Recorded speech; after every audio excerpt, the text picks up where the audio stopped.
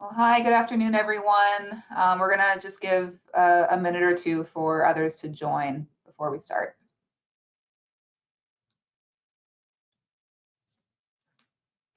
While we're waiting, I am going to put in the chat to everyone contact information for our guest, Nora Yousif. We are going to try to get to as many questions today as we can, but if for some reason we can't get to your question, you can reach out to Nora directly. Oops. And that is not the full email address. One moment.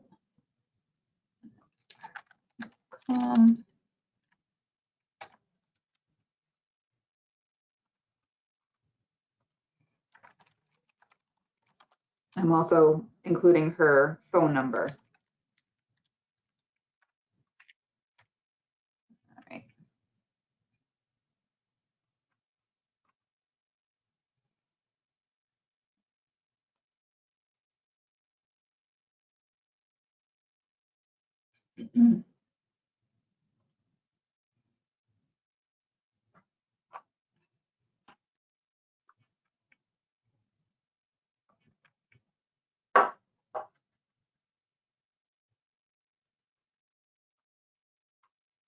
If you're just joining, we're just waiting another minute or two for others to join the program before we start.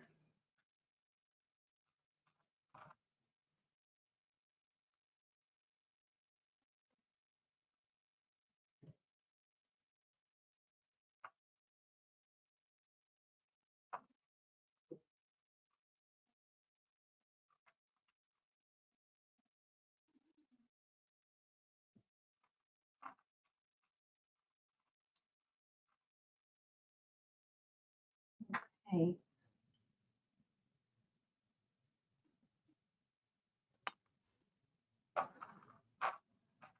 Okay, so we'll get started. Thanks for joining us today for our live town hall on Social Security and financial planning. My name is Laura Goodman. I'm an attorney with Margolis Bloom and D'Agostino, and we are pleased to have Nora Yousif join us today. Before I introduce Nora, just a few quick housekeeping items. This program is live. And it is being recorded. So if you have to leave early or if you miss a portion of it, this will be available on our website probably sometime next week. And this is we encourage participation. So I hope you came with your questions. There is a question box that you should see on your webinar panel. It's like it might be a drop down for you.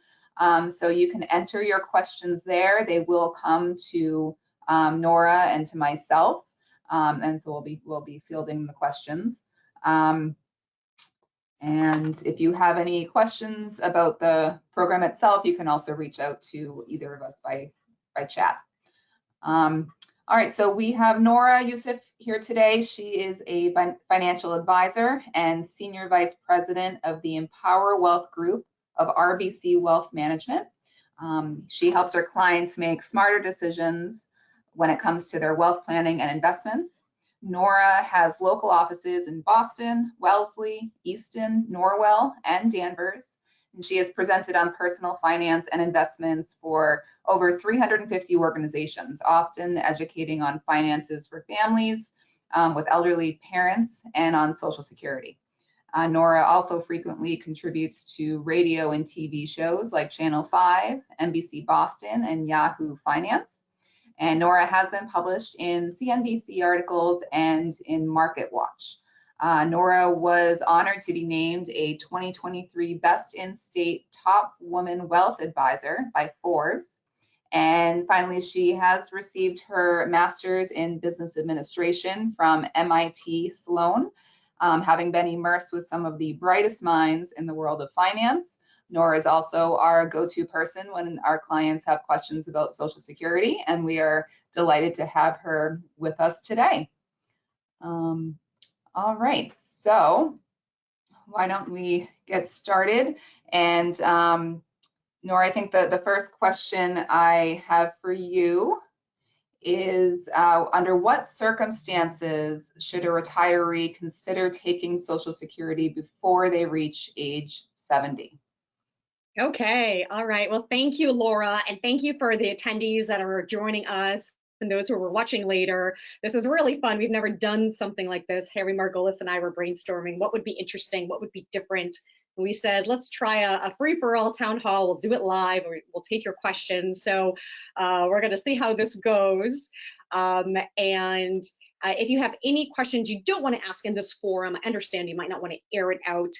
By all means, you can reach me separately, and we can go over your questions, get them answered, and set up even a complimentary, financial gut check of your finances. I offer that at all webinars that I do. My email is at the bottom of the screen, and Laura also included it in the chat box. So just email me if there's anything we didn't get to today, or if you wanted to schedule a complimentary time to just look at your finances in general, or maybe your parents' finances. All right. Okay, so delving right in, great first question about, does it make sense to collect at 70 or anytime sooner before 70? So I'm going to back up a little bit if there are any Social Security novices on the call, so that you get the most out of these questions. And this is one that makes sense to back up a little bit. So for Social Security, you can collect as soon as the age 62, or collect all the way up until 70. That's the latest date to collect. It doesn't make money to wait to collect until past 70. You're just leaving money on the table. Now, the reason people wait until 70 versus collecting at 62 is because if you were to collect sooner at 62, for instance, you get a haircut on your benefit. You get a reduced benefit amount.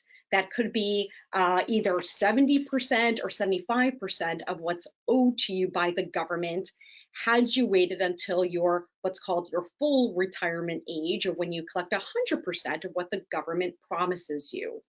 And that age generally is somewhere between 66 and 70, depends on the year you're born. For instance, if you're born at 1954, your full retirement age is 60. If you're born in 1955, your full retirement age is 66 and 2 months. Keeps increasing by 2-month increments. 1956, 66 and 4 months. And then if you are born in 1960 or later, your full retirement age is 67. So between 66 and 67, you will get 100% of what the government promises you. Now they add a little sweetener and they say, well, patience is a virtue.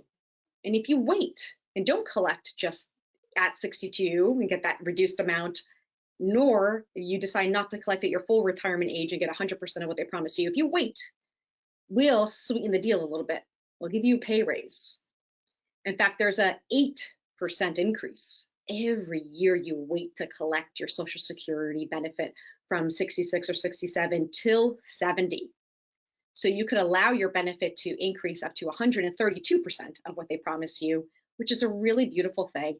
And it incentivizes people to hold off and wait to collect until 70. Okay, so that's what the person who asked this question is referring to. Now, you may say to yourself, well, okay, that makes sense. Why not get the bigger benefit amount? Why not wait until 70? And here's the people will argue and say, well, why don't I collect my full retirement amount at 67 and collect for 3 more extra years, right? Versus waiting until 70, get a larger benefit, but forego those 3 years where I could be collecting. So a lot of people say, well, I'm interested in my cumulative benefits, and that's how I want you to think about it too, your cumulative benefit. Okay, and let's assume you have 20 years to live past 67, and after all, that's we'll use that as a standard throughout this whole hour. In that case, you could say, well, how long do I need to live, or at what age does it make sense that it makes sense that I wait and collect until age 70 versus my full retirement age. Basically, if your full retirement age is 67 and you live past 83, you will have made the right decision to collect at 70 versus your full retirement age of 67. Okay. If you're comparing collecting at 62 versus 70, you have to live until age of 81. Now, if I were you, in most cases, I would take that bet because the average American is going to live until our mid-80s. Okay, it's really interesting. We're all living longer. And financial advisors like myself, I certainly plan for people living into their 90s. The insurance industry and actuarial tables have changed and account for people living longer. But Social Security really hasn't. Okay, hence why there are some strategies available for you to really optimize your benefit. Now, I can tell you the optimal year and month when you should collect, if I knew how long you're going to live, which obviously don't know. But I say use your own health as a reference of how you're doing, and also your genetics. Okay, your parents' genes are yours for better or worse. I've got 2 diabetics, so I'm very likely going to be diabetic. It is what it is. But if you have longevity in your family, it's a better argument to wait until 70 because you're likely going to live past that 81, 83 threshold. Now, if you don't have longevity in your family and your health is not great and you've gotten some health scares, I say have that lobster roll at lunch, have that ice cream at midnight, and take your Social Security earlier. Okay, so it really depends, and I like to learn a little bit more about the client and the couple before I personally make a recommendation for clients. Okay, so in short, if you think longevity is on your side, wait until 70 and get the larger cumulative lifetime benefit through Social Security. If you don't have a lot of longevity, then you'd collect sooner than 70. All right, what do we think? How was that for the first one? Thanks, Nora. That was great. So to that end, if you're still working after age 70, how is that going to impact your future payments? Okay, great question. You can earn up to $1 million and there is no impact on your Social Security benefit. There is no reduction. Okay, this person asking the question is referring to something they heard about, that there's a reduction while you're working and collecting Social Security. That is true if you're collecting Social Security and working and you haven't reached your full retirement age just yet. Okay, because in that case, every dollar you earn basically gets reduced. $1 you earn gets for every $2 is reduced to anything over $21,240. Mm-hmm. And if you reach your full retirement age year but haven't reached that full retirement age month, okay, if you're born somewhere between 1954 and 1960, then in that year where you're turning your full retirement age month, up until that month, there's your Social Security will be reduced by $1 for every $3 you earn over $56,000. So in short, if you haven't reached your full retirement age just yet, there will be a reduction if you're collecting Social Security and still working. Once you've hit that magic full retirement age, then you can earn $1 million and there's no reduction to your Social Security benefit. Okay, good. Can you talk a little bit about how marital status is going to impact Social Security benefits? Absolutely. Okay, so here's where things start to get really interesting. Now, when you're married, are there any benefits to being married in the eyes of Social Security? Yes. Okay. How it works is you can collect off of your own working history, like we just discussed, and you decide what age you collect. Okay, whether you want to get a reduction or a pay increase, it's up to you. And if you're married, you have the option that you can collect a benefit equal up to half of your spouse's primary income amount or primary insurance amount, basically the amount that they would collect at their full retirement age. Okay, so you can decide it's an either or. You can either collect up to 50% of theirs or 100% or up to 132% of your own personal benefit. Okay, so it's a nice little perk there that you can have that option to collect either or. Okay. So this is a question that I don't know. It's a pretty specific question from an attendee about a spouse who applied for spousal benefits, and there's a requirement that she provide some documentation as to her some type of payout she received from federal government.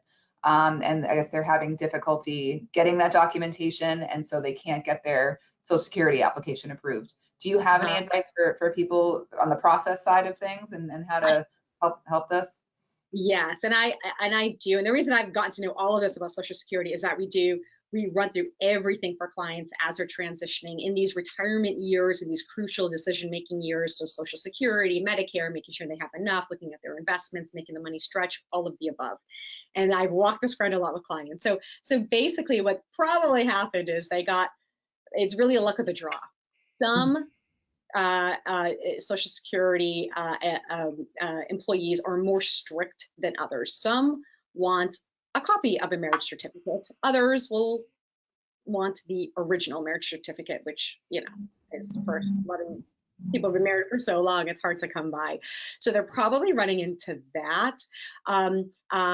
What I will say is reach out to me directly, and I will tell you anecdotally what some clients have done. I think that's for me, a safer way to go about answering this question, as opposed to answering it on this recorded line. So message me, and I will give you an anecdote of a scenario I came across that was very difficult and how we got around it. Okay. All right. And we also have a question that kind of going back to the discussion about whether it makes sense to take Social Security early. Here's a question. What if you take Social Security early and you invest the benefits, assuming you don't need the income? Could that be a good strategy? Love this question. Okay. So there are two schools of thought. People say collect it early, okay, and invest that money versus waiting and getting a larger benefit. Now, here is my answer to that. Some people will say, yes, take it early and I'll invest your money for you. Okay. I am of the school of thought, and I say this, and I am the money investment person saying this, okay? I say do not take it early, because Social Security is, after all, it's a government-sponsored, inflation-adjusted, lifetime retirement income. All a long way to say that it's a guaranteed 8% increase in pay. And I, the investment financial person, speaking as honestly and frankly as I can for you, because I work for you on your behalf, cannot get you a guaranteed 8% income.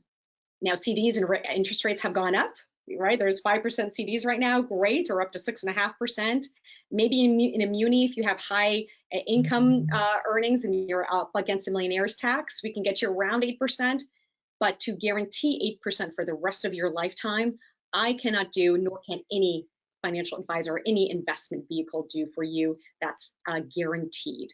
So I opt and tell my clients and Michael, as a fiduciary, say, no, you don't use, I don't like that school of thought at all. I like the other hand of it that says take the guaranteed 8% promised to you by the government. Okay. All right.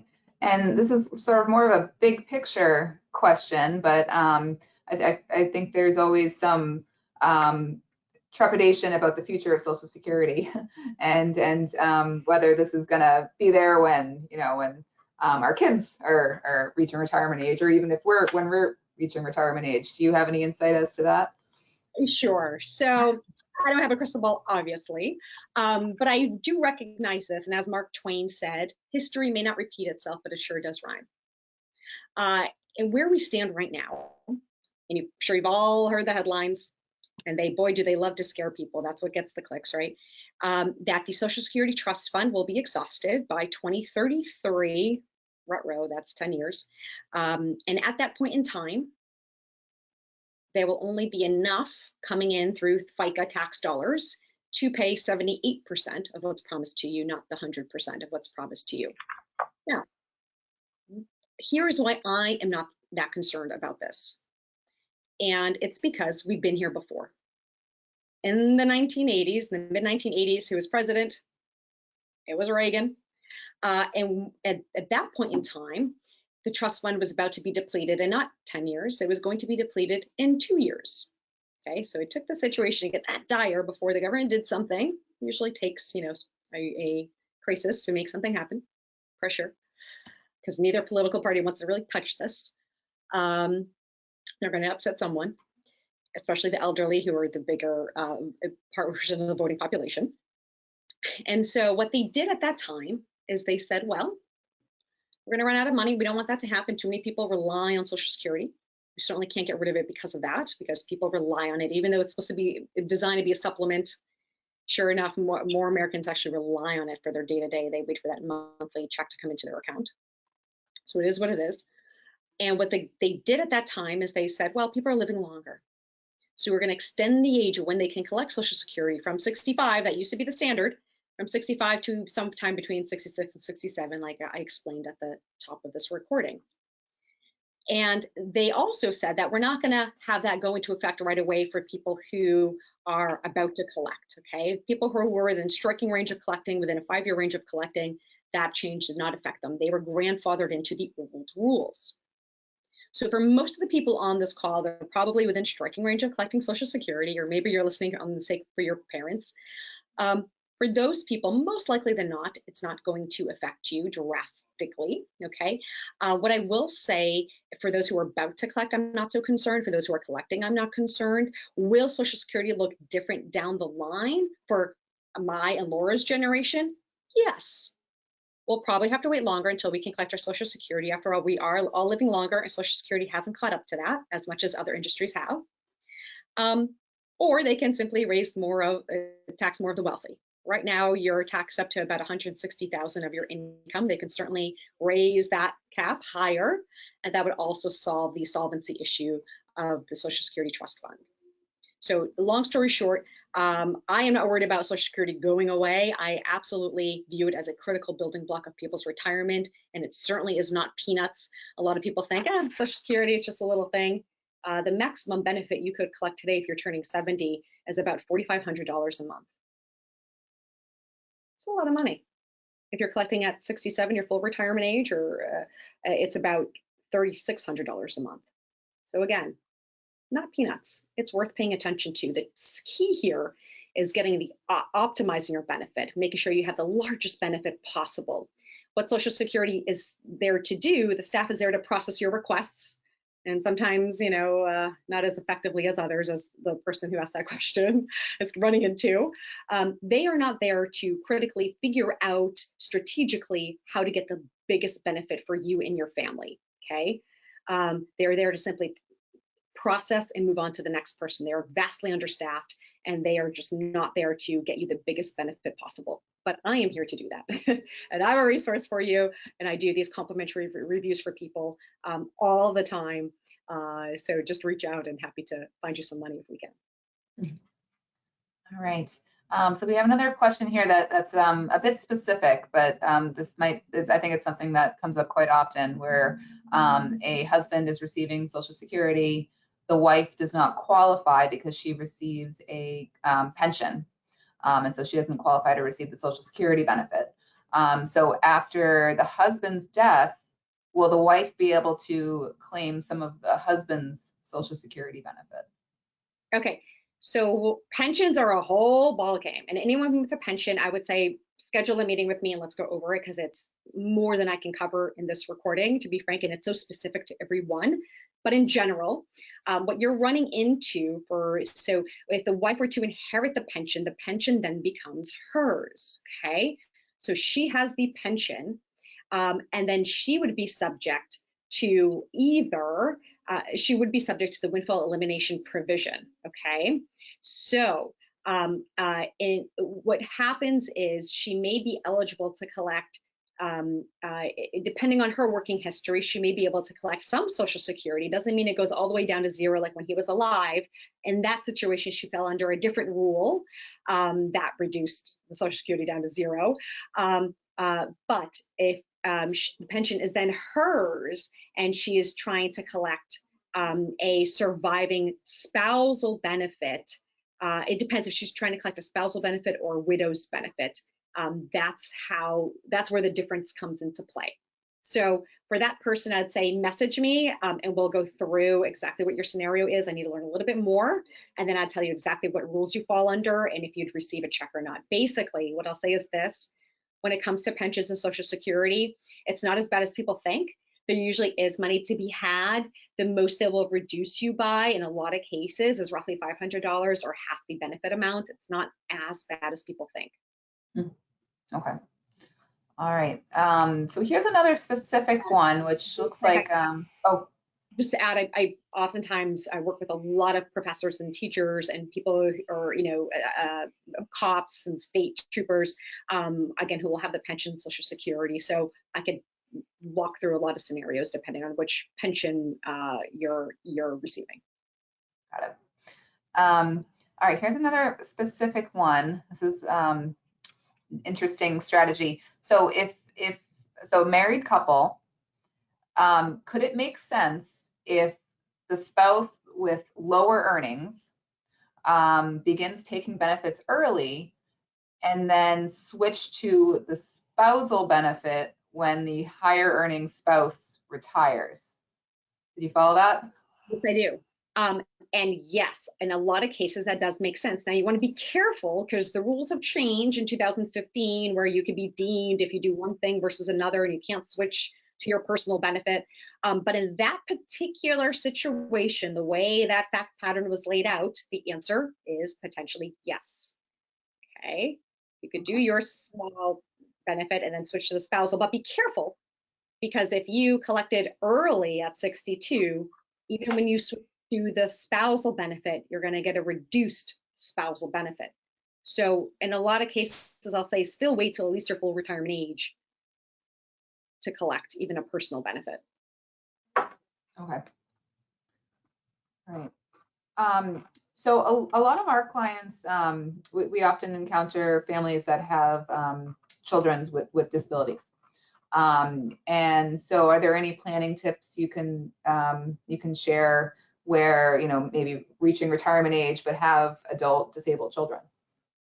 Yes, yes. Oh my gosh, so much to cover here. And again, if that is you, reach out. There's a lot of places where I find extra money for families. And again, the checks don't magically just show up because you qualify. You have to, in most cases, apply, whether that's if you're divorced or widowed, or have children that are under 19 or under 18 but still in high school and they're 19, or if you have disabled children. Okay, there is money still to be had.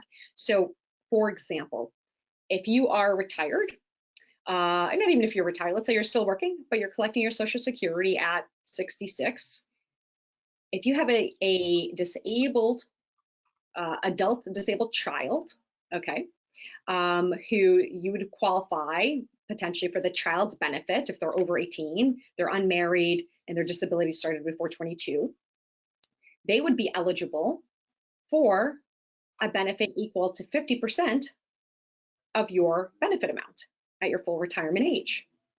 Okay.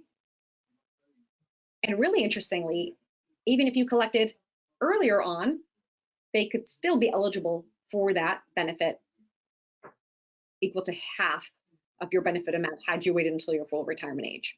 Okay. So a lot to consider there. If you had children later in life, you also need to know that you could stand to have a benefit that would go to perhaps your spouse and or child if you were to start collecting benefits. Okay. Good. All right. So so this next question, moving away from Social Security specifically, but what do you do to help? How do you help families that have elderly parents? Where do you start? Oh my gosh, so much. So with parents, with clients with elderly parents, a lot of times they turn to me and they're looking for someone to just help go through and point out blind spots, right? And help coordinate and orchestrate what needs to happen on their behalf, taking a whole 360 look at their financial lives, right? Looking to see, protect them, of their assets, legally and financially. And of course, for the legal piece, I defer to wonderful attorneys like Nora, Goodman, and her firm, Margolis and Bloom. And so oftentimes I help first and foremost to orchestrate and coordinate and consolidate all of which they have. Typically they have stuff all over the place. And just like with children, when they hear it from a third party, suddenly they'll pay attention, even if you've been telling them the same thing over and over again. Another key place where I help people with elderly parents is help them figure out how far their money can go and what kind of care can they afford. For example, Goldie Hawn and Kate Hudson. We'll just change their names for their protection. Of course, Goldie Hawn is the adult, is the elderly parent of the mom, and Kate Hudson is the daughter. They came in to see me. The mom had just sold the home. Thankfully, it was 3 stories, steep stairs. It was an accident waiting to happen. They sold the home. The husband was deceased, and they had a lump sum of money to work with. And back of the envelope math, I figured, well, I think we can afford about $8,000 a month for mom's care. And I suspected they could do better than that. They could get more money, they could stretch their money further. And basically, here are the 3 areas, for example, that I looked at on their behalf. First and foremost was Social Security. She was eligible for a widow's benefit, okay? Now, when it comes to Social Security, remember, Social Security was created in the 1930s, where usually women did not work outside the home. And the husband didn't come back from war. It was detrimental to the finances of the family. And these outdated rules haven't changed. And so for widows, they're extremely generous, okay, when it comes to Social Security. So if you are widowed or a parent is widowed, long story short, reach out to me and we very likely will find the money. I'd say 8 out of 10 times I find extra money for widows because, again, the basic rules that we just talked about at the top don't apply for widows. Long story short, it's just very generous. So for her, we ended up finding an extra roughly $1,600 a month on top of what she was already receiving. Great. So we're already stretching her dollar further of how much care she can afford a month. Next, I look at insurance. A lot of times people are sitting on old insurance policies that frankly have a lot of cash value that's been built up. Long story short, in Goldie's scenario, she had insurance policy, death benefit, $400,000.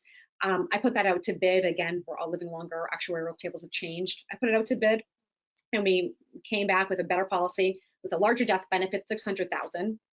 She no longer had to pay any more premiums, so we saved her a bill so that, again, that cash flow of hers could be used towards something else. And we were able to add a hybrid onto there so that she could use that $600,000 towards long-term care should she need it down the line. Okay. So really powerful. That might be applicable to you or your parents, if as long as they're under 85 and the cash value in their insurance policy is over $25,000. If so, reach out and there's probably something that can be done. Thirdly, investments. Oh, such an area where I'll often find a lot of changes that need to be made. Usually it was, typically it's the husband that was handling things, and especially if, as they got older and dementia came into the case, I'll find that investments are just really weren't being paid attention to. To me, it's usually pretty obvious that there was no upkeep being done on finances. So here are a couple of areas that I look, the 3 lenses I look at when assessing people's investments, and they'll bring in their parent statements and I'll take a look and tell them what I see. One is diversifying. Oh my gosh, so often I'll see people invested, 5 stocks. Murphy's Law, it'll be tech companies that took a beating last year. So obviously you want to diversify properly so that way, especially during recessions, you bounce back out of them faster and you get more predictable, consistent returns over time. Okay, diversifying is key. 2 is risk. Are your parents too risky for their age and stage in life? As you get older, you want to have a more protective mindset, which should translate into your finances, which should be more protective and all about conserving what you have and preserving what you have. So really watch the risk factor. The more CDs and bonds people have, the better. Now, CDs and bonds, just because you have them doesn't mean you're good. Depends on the type, especially with interest rates changing as drastically as they have in the past year. So that's one area I'm finding a lot of area where we can do better.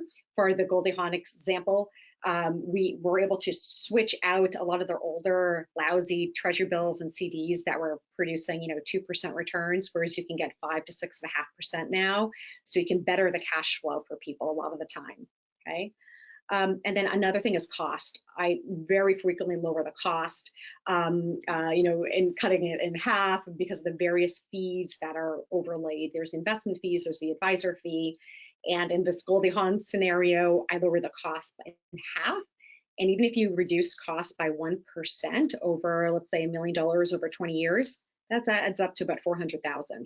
So long story short, with the Goldie Hawn case, we were able to stretch out her monthly spend from $8,000 to about $12,000 a month, which is a huge, huge difference in terms of care that a person could afford, the type of room they can afford, the type of round-the-clock care they can afford.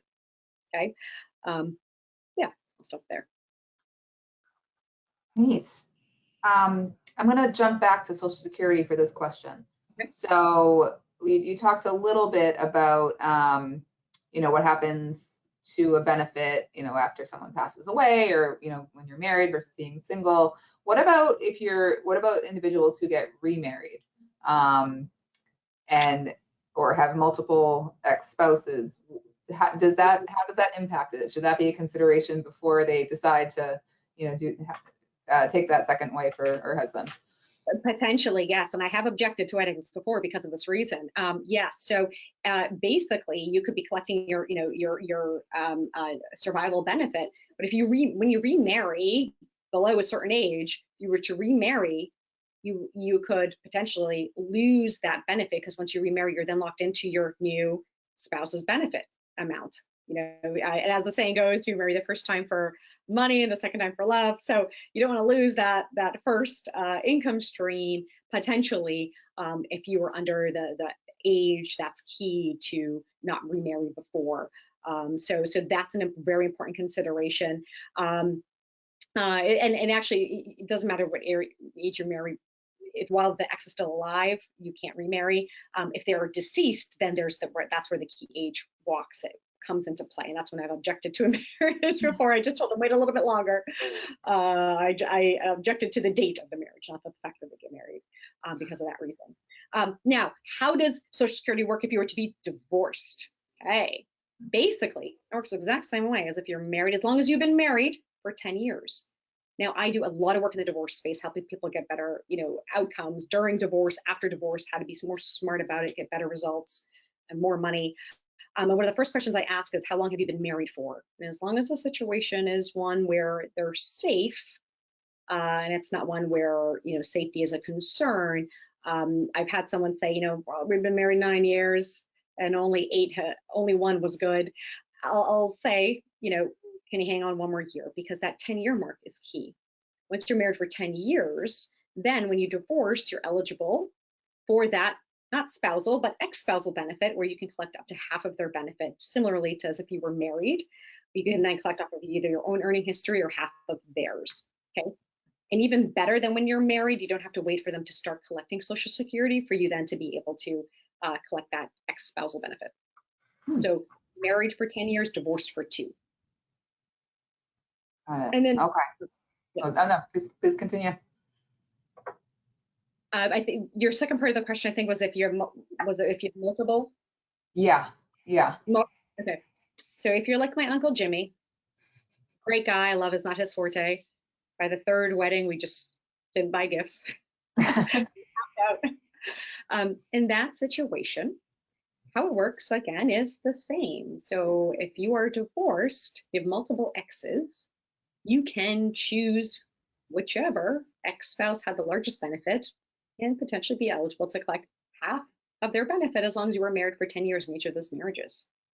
Okay, part of why the system has a lot of cracks, and the person you were collecting off of will have no idea. It does not affect their benefit at all. Interesting. Yeah. All right.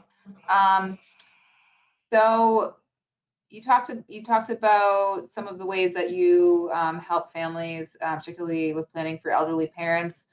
Do you have sort of a list? What are the top 3 or 5 things that families should be doing when they're thinking about these issues? Yeah, I often refer to my Dave Letterman list of things. Okay, the top. I'll give you, there's a top 10 I like to rattle off when there's elderly parents, and and if you're not there now, you inevitably may be, or your spouse will be in that position. So here are really key things to be considering. Okay, here are things that we do for our clients, so I know it's possible for it to be done for your family. First and foremost, get organized. In chaos, in duress, the last thing you want to be is scrambling around when you're not, even able to think straight. So you want to be organized. So I love family inventory workbooks. I have this family inventory workbook I have all my clients fill out for their children or their adults, elderly parents, if they're my clients. So if you want a copy of it, let me know. Send me an email. I'll shoot it out to you.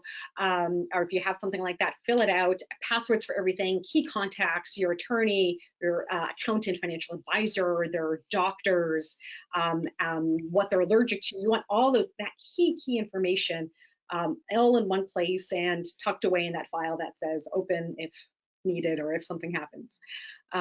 Okay, so definitely fill that out to get organized. 2, I'm a big fan of coordinated bill pay.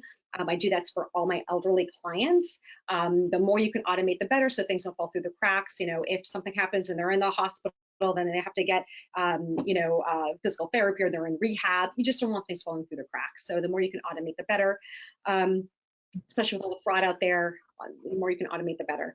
I'm also a fan of duplicate copies of statements going to the child. So for their adult parents, you can request that copies, if they're okay with it, be sent to you for all accounts, all financial accounts. So again, you can take a look at fraud, make sure no one is, preying on your parents, and make sure, everything looks good and there's no suspicious activity. I think the more oversight you can have, obviously, the better.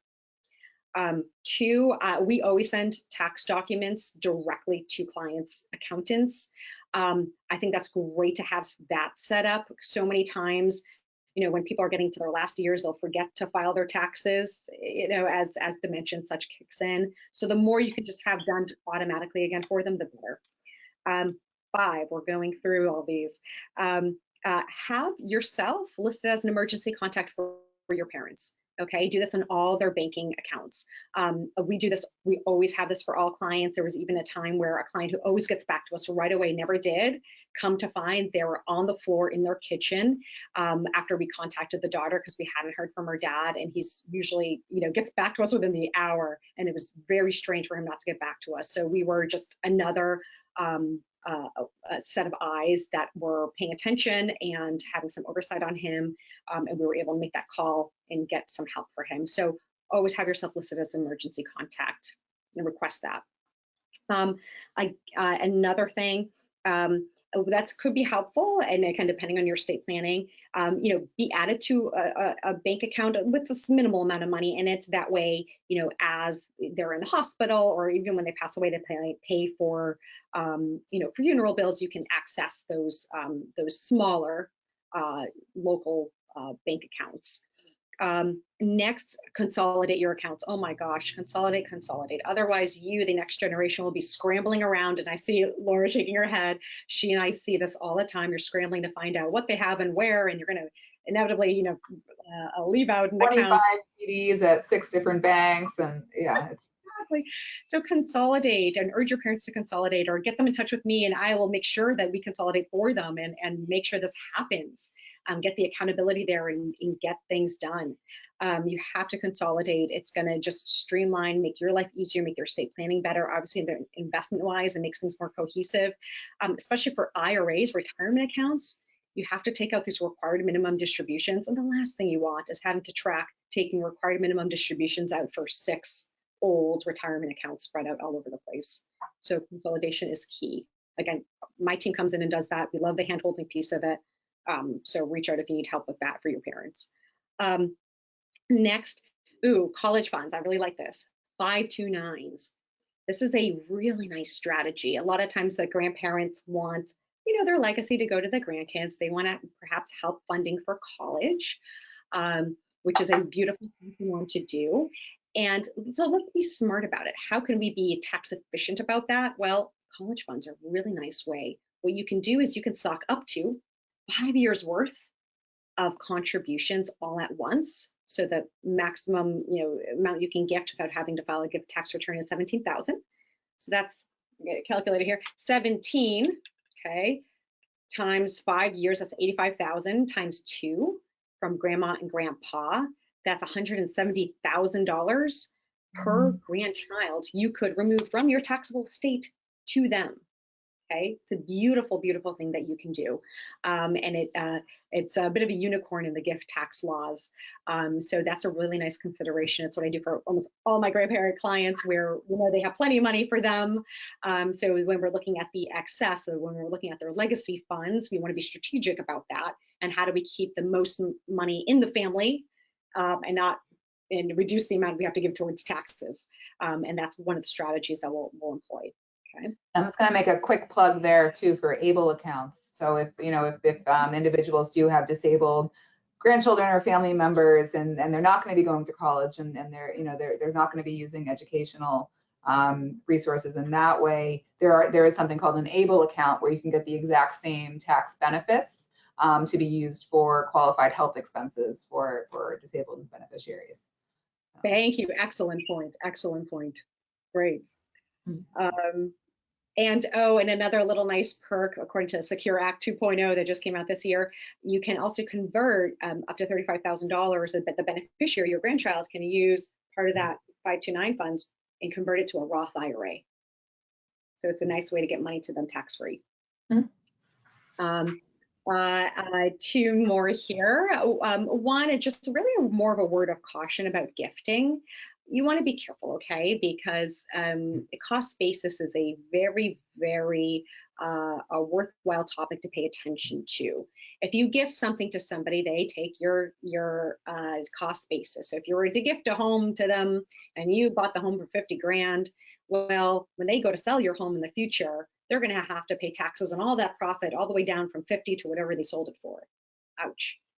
Versus when they inherit the home, then the cost basis jumps up from 50,000 to their date of death value, and then you pay profits on whatever you sell it at thereafter.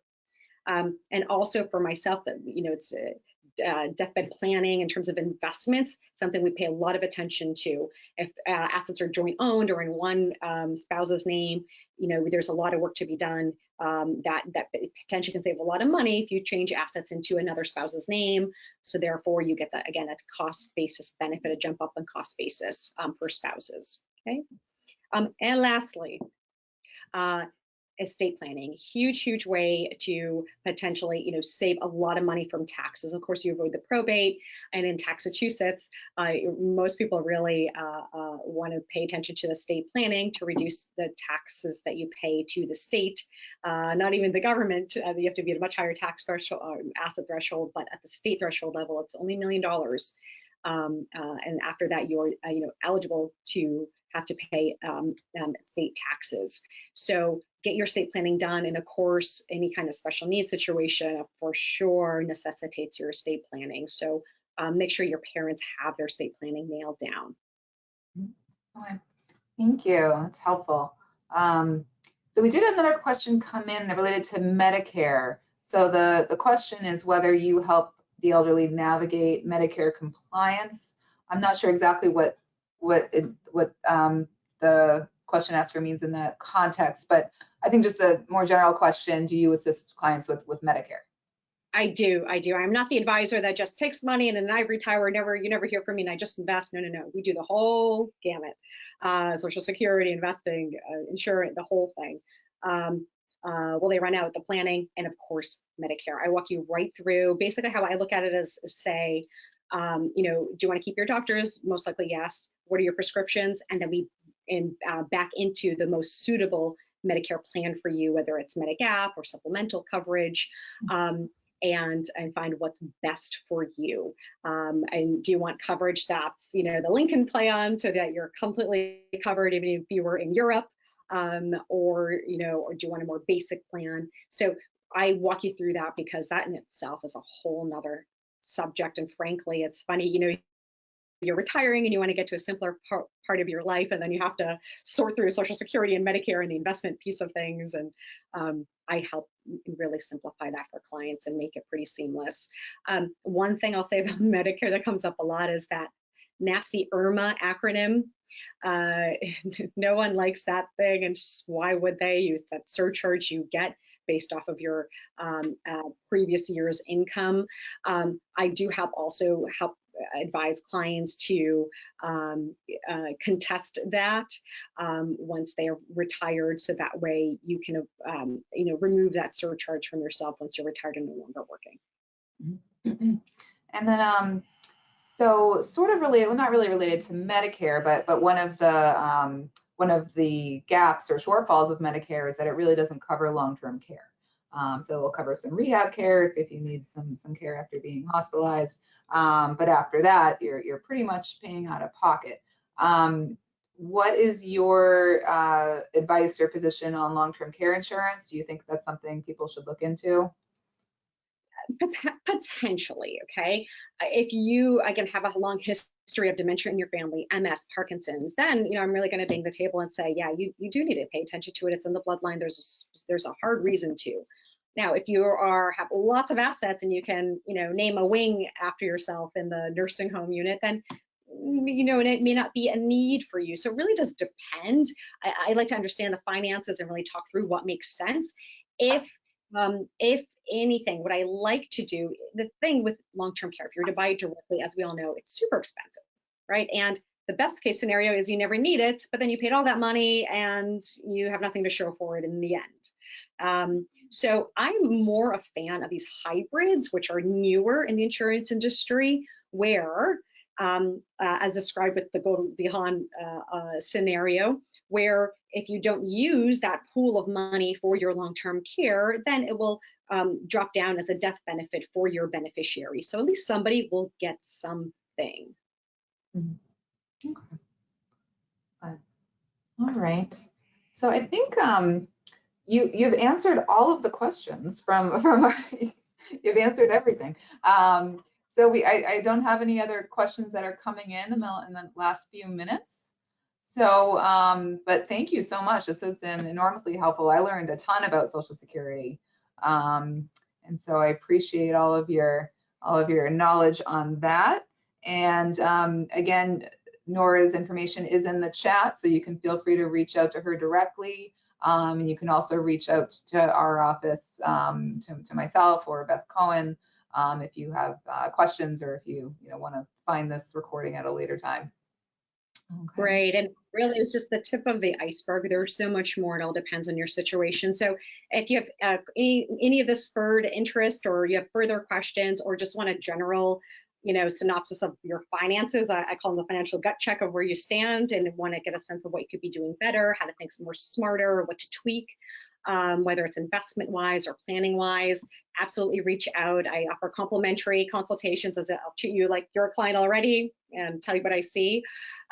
Just email me, nora.yousif@rbc.com, and email me with a time and date, just so we can cut down on the back and forth on email.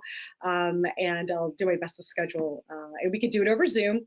I'm also going to be coming out with a bunch of clips, educational videos as well. So be on the lookout for those. So connect with me on LinkedIn, Facebook, Instagram, all that good stuff. Great. All right. Thank you so much. All right. Hope everyone gets out and enjoys the weather today. All right.